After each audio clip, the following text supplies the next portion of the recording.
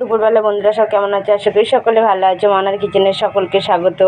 তোমাদের আশীর্বাদে আমরা সব ভালো আছি। আমার সোনামা ভালো আছে।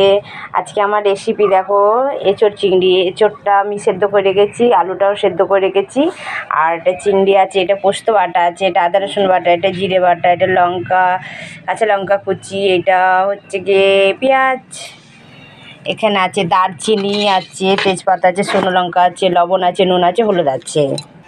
কড়াই বসিয়ে দিয়েছি, কড়াই এবারে তেল দিয়ে দেবো। কড়াই গরম হয়ে গেছে, তেল গরম হয়ে গেছে, এবারে চিংড়িগুলো ভেজে নেব।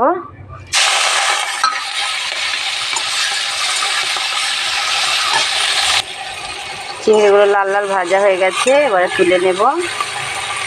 ঠান্ডায় করে তুলে নিই, তাহলে তেলটা ঝরে যাবে।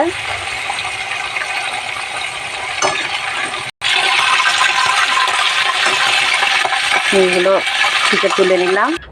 এই মাছ ভাজা তেলের মধ্যেই দিয়ে দেবো শুকনো লঙ্কা, দারচিনি, এলাচ আর তেজপাতা। এবারে দেবো কাঁচা লঙ্কা কুচি, পেঁয়াজ কুচি।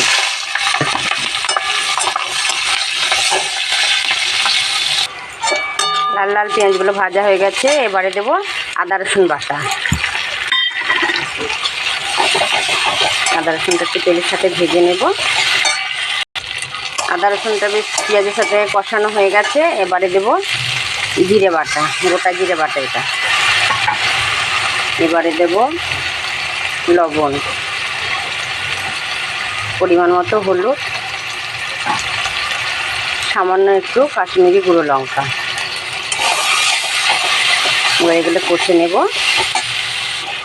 কষানো হয়ে গেছে, এবারে সেদ্ধ করে রাখা এঁচোড়গুলো দিয়ে দেবো। এঁচোড়গুলো একটু কষিয়ে নেব।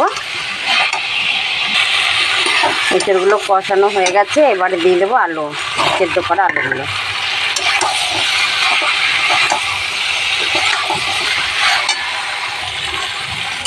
কষানো হয়ে গেছে, আলুতে এঁচোড়ে কষানো হয়ে গেছে, এবারে একটু জল দিয়ে দেবো।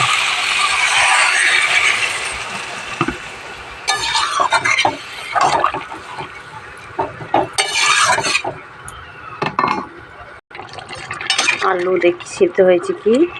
হ্যাঁ, আলু সিদ্ধ হয়ে গেছে। এবারে চিংড়ি মাছগুলো দিয়ে দেবো।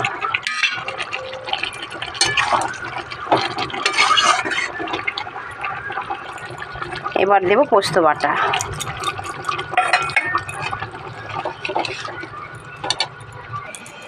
এঁচোড় চিংড়ি আমার কমপ্লিট। ভালো লাগলে বন্ধুরা কমেন্ট, লাইক, শেয়ার করে দিও। টাটা।